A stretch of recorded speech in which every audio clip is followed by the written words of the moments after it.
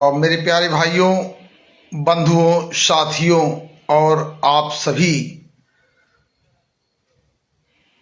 मैं लाइव आया हूं। इससे थोड़ी देर पहले लिखा था कि आज यूजीसी के नए नियम पर मैं अपने वक्तव्य समाज सेवी होने के नाते दूंगा। ये 2-3 दिनों से यूजीसी का जो आज चारों तरफ एक कोहराम कहा जाए, लोग आपसी मतभेद में अपना अपना वक्तव्य सोशल मीडिया में लिख रहे हैं, विरोध जता रहे हैं।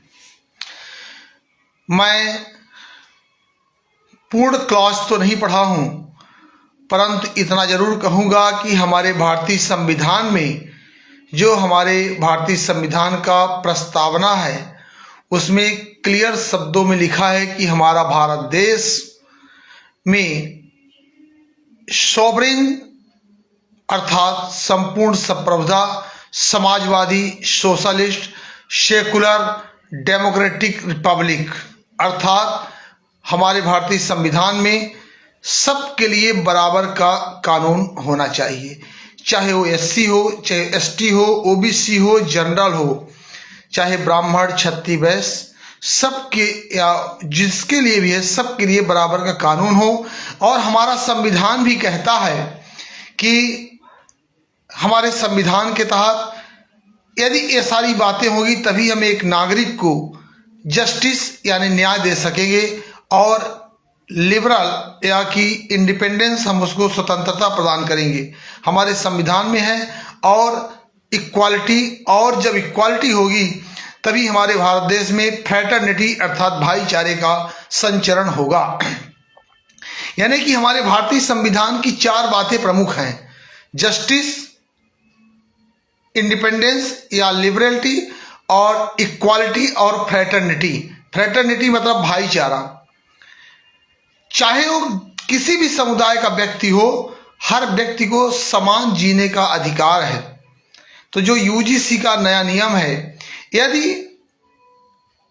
2016 का रोहित वेमुला और 2019 में पायल तड़वी का मामले के आधार पर माननीय सर्वोच्च न्यायालय ने सरकार को गाइडलाइंस दी कि यूजीसी के नए नियम में बदलाव हो।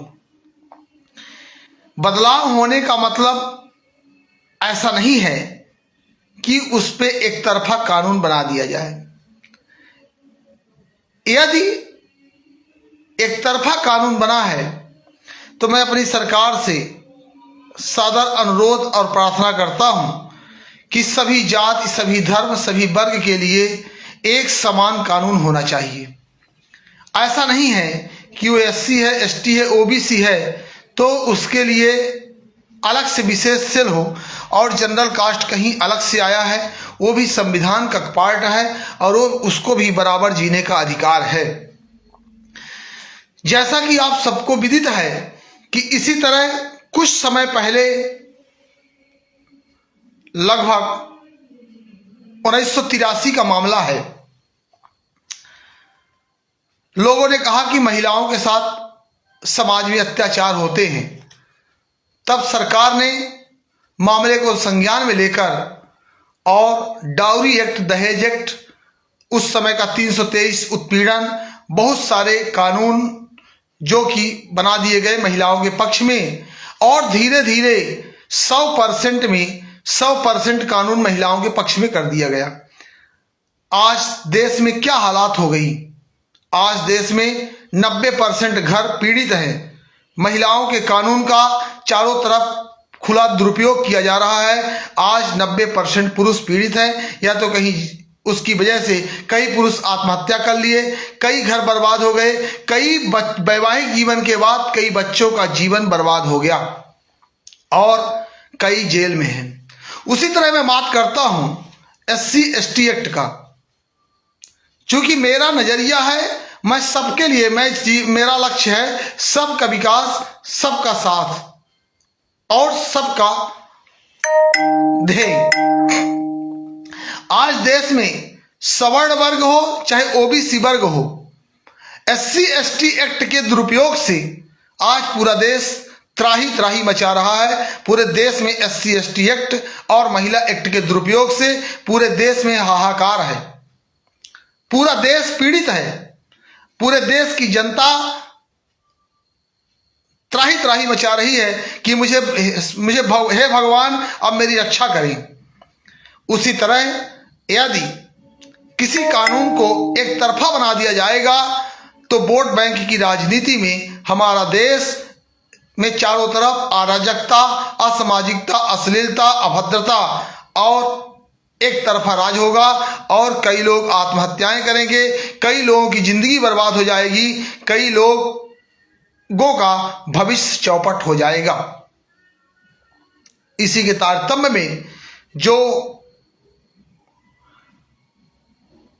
4 पॉइंट्स रखे गए हैं यूजीसी में कि SC/ST OBC वर्ग, मैं भी OBC हूं, लेकिन ऐसा नहीं है कि मैं OBC हूं तो किसी के साथ गलत हो। मैं सही हूं पर मेरी जगह कोई भाई उसका दुरुपयोग करेगा और हो सकता है कि सवर्ण वर्ग के छात्र छात्राओं के खिलाफ गलत ब्लेम लगा के उसका जीवन चौपट कर दिया जाए। इसलिए जो इक्विटी कमेटी, जो हमारे यूजीसी के 4 पॉइंट्स बनाए गए हैं, equity committee, equity squad, equity ambassador और इक्विटी हेल्पलाइन,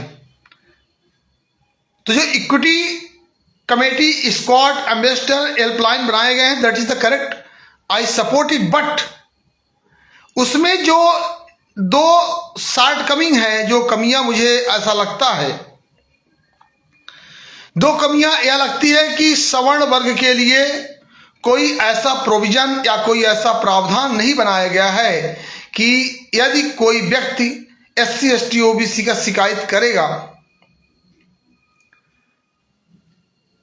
तो उसकी जांच गहरी होनी चाहिए। कहीं ऐसा ना हो जाए कि SC/ST OBC का वर्ग का व्यक्ति किसी सवर्ण वर्ग के बच्चे के खिलाफ फॉल्स एलिगेशन लगाकर, यानी गलत दोषारोपण कर उसकी शिकायत कर दी जाए और उस व्यक्ति का भविष्य बर्बाद हो जाए और हमारे भारतीय संविधान का जो 4 पॉइंट्स है, जस्टिस, लिबरलिटी, इक्वालिटी और फ्रेटर्निटी, इन चारों का वायोलेशन हो और उस व्यक्ति का जीवन चौपट हो जाए। इसीलिए जिस तरह से आज देश में एट्रोसिटीज एक्ट, SC/ST और महिला एक्ट का चारों तरफ भरपूर दुरुपयोग किया जा रहा है और देश की भाईचारा, सद्भावना, मानवता, सामाजिकता खत्म होती दिख रही है। इसलिए मैं अपनी सरकार और महामहिम राष्ट्रपति महोदय, चूंकि चाहे न्यायालय हो चाहे सत्र हो, सब महामहिम राष्ट्रपति के अधीन होते हैं और महामहिम राष्ट्रपति ही सर्वोच्च सत्ता की मालिक होती हैं, क्योंकि हमारा देश गणतांत्रिक डेमोक्रेटिक रिपब्लिक कंट्री है और हमारे देश में कानून का सर्वोच्च सत्ता राष्ट्रपति महामहिम के पास होता है। मैं महामहिम राष्ट्रपति महोदय से और अपने देश के honourable prime minister Narendra Modi ji से सादर अनुरोध करता हूं कि यदि इस कानून में कहीं एक तरफा दिखता है, कहीं ऐसा लगता है कि सवर्ण के साथ गलत हो रहा है, तो मैं humbly I request to all the authorities amend the law and make again to the favor of all the public with equality, independence and fraternity, so that fraternity may be established in the country with right humanity. अगर इसी तरह एक तरफा कानून बनते रहे तो हमारे देश में आने वाले दिनों में चारों तरफ अक्रॉस द कंट्री, चारों तरफ टायरनी अर्थात अराजकता फैल जाएगी। हमारे देश में आपस में एक दूसरे के प्रति लोग लड़ेंगे, आपस में लोग एक दूसरे को दुश्मन समझेंगे और जैसा कि रावलेट और अंग्रेजों के टाइम पे 1935 का एक तरफा राज चलता था, हमारा देश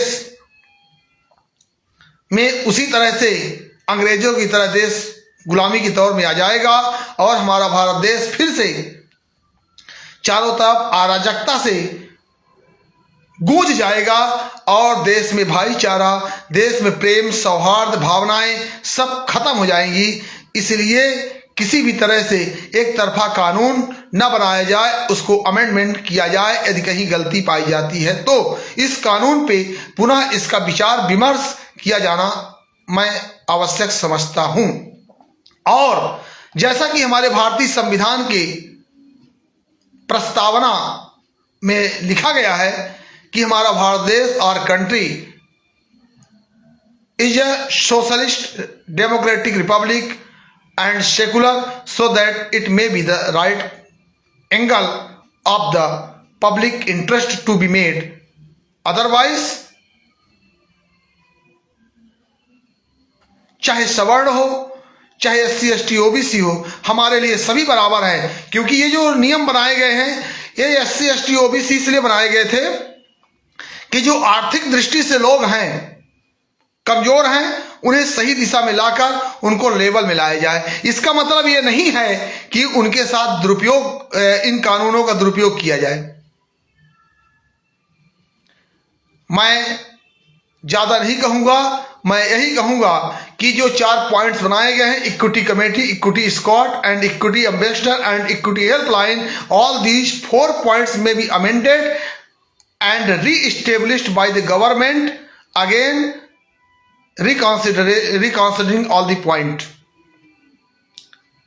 so that nobody's future of the Savarna Varg will be demolished by the false allegation levied by the SC ST OBC.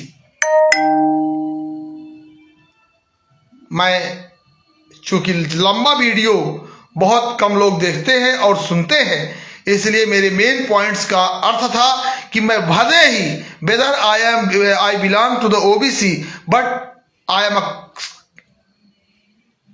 Humble citizen of the country. मैं एक विनम्र और सर्वांगीण विकास के हेतु सोचता हूं। मेरे लिए हर व्यक्ति, हर वर्ग, हर जाति समुदाय का व्यक्ति बराबर है। मैं सबकी सोचता हूं। सर्वे भवन्तु सुखिनः, सर्वे सन्तु निरामयाः, सर्वे भद्राणि पश्यन्तु मा कश्चित् दुर्भाग् भवेत्। मेरे लिए सभी प्राणी वर्ग एक समान है। और जब भी गलत होगा, सब लोग मुझे कहते हैं कि ये इस जाति का समर्थक है, कई लोग मुझे कहते हैं कि ये व्यक्ति इस जाति का समर्थक है, ये फलाने जाति का समर्थक है, या फलाना व्यक्ति है। लेकिन मैं आपको कह देना चाहता हूं कि मैं किसी जाति विशेष धर्म का समर्थक नहीं हूं। मैं एक सच्चा देशभक्त हूं। मेरे लिए सभी जात, सभी धर्म के लोग बराबर हैं, बशर्ते on the condition that the person should be follow the cleanliness. वो व्यक्ति साफ सफाई, विनम्रता, सौहार्द, भाईचारे, all these point should follow. यदि वो सबको फॉलो करता है तो मेरे नज़र में मेरा परम मित्र, मेरा भाई है। और यदि वह व्यक्ति गलत करता है तो वो मेरे नज़र में गलत है, चाहे किसी भी जाति धर्म का हो। आप सभी मेरा वीडियो लाइव सेशन देखें और यदि मैं सही बोला हूं तो सही लिखें, यदि मैं गलत बोला हूं तो गलत लिखें। इसी के साथ आप सभी को जय हिंद, वंदे मातरम, भारत माता की जय। जय हिंद, जय माँ जगदम्बी।